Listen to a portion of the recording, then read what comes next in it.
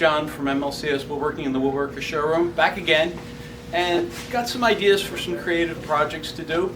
Today we're going to talk about bowls and trays. But what's really cool is when you make these and give these to people as gifts or craft fairs or anything like that, people just love these things. So as an example, here's a little heart that was made from reclaimed flooring, and everyone loves this little heart. It's just, they love it. One of the questions that I always receive is, I want to make these bowls and trays, what am I going to need? And it's a great question, it really is. This is everything, but you don't need everything here. This is in case you do a couple different techniques that we're going to cover. You will definitely need the Rocky, or something similar to our little Rocky with the plunge base. This guy's got a lot of power, super features, easy to handle, really terrific router. You're going to need router bits, of course, some kind of template that you like. This is our little heart template. Something to mark the actual template onto the wood. Something to hold the template onto the wood, which is our wonderful double-sided tape. This stuff's a miracle.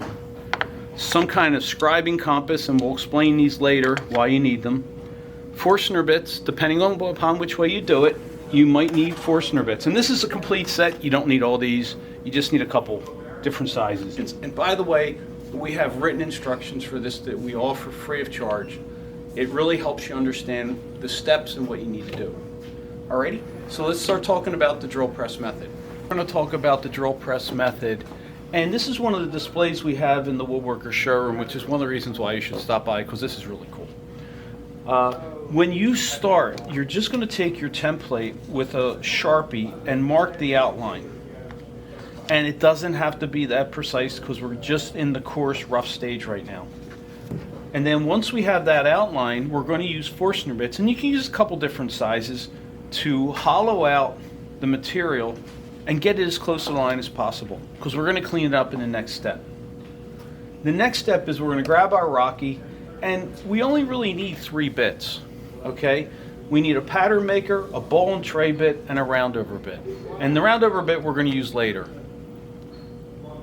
And what that does is we're going to re-adhere the template. Now this isn't the template for this particular heart. We're going to re-adhere the template with double-sided tape. You don't have to screw it down, you don't have to clamp it. Very easy. And then we're going to use our pattern maker bit to clean out the interior wall first. And then we're going to use our bowl and tray bit to just clean up the bottom and get it as smooth and as even as possible. It goes really fast. And then the next step is one that it depends on your template. And I'll explain this.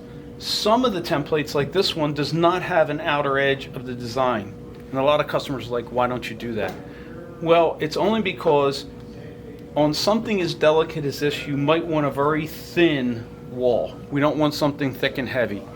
So how do you do it? We'll use a scribing compass. And all we're going to do, and I've done this a couple times, is to take the scribing compass and follow the outer edge and just scribe it to the best of your abilities. And then we're going to scribe it. Sometimes you have to join these by hand. We're just going to scribe. And now we have a scribe line. This is the next step, which is cutting off all the waste material. And we usually do that on a bandsaw or a jigsaw. Once we get to that point, we're ready to do some sanding, drum sanding, and some finish sanding, and then the final roundover. So now you've got this beautifully sanded, ready to go finished piece. And I have to tell you, the finish is everything. That's what really matters and what makes your piece look great. All the work that you did up to now can be ruined if you don't do a great finish. So what are your options? There's a ton. But we like to use natural oils and natural finishes unless the bowl and tray is going to be used for something that needs a little more durability. So we have a bamboo oil and lemon oil finish. It's kind of like a block oil. It's really great.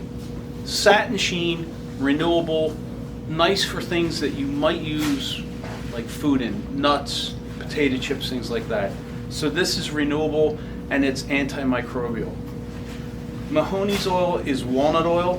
Great, it's been around forever. It's a turning finish, but you can hand rub it. Satin sheen, really nice finish, natural, renewable.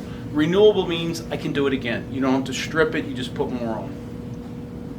Of course, beeswax. This is a great beeswax. We sell it. Customers love it. It's awesome. 2-3 coats. It's got a nice sheen. Wonderful stuff.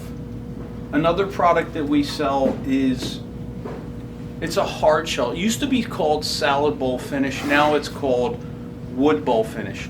And the reason why is this is a hard shell finish. So if you're making a bowl and tray that you want to resist chipping, or you're going to dig into it, general finish is wood bowl finish. You can rub it on by hand. Really cool stuff, and you can buff it. Nice shine, beautiful stuff. The last product is from our sister company, Penn State Industries. It's called Aussie Oil. This stuff's great, and actually that's what's on here.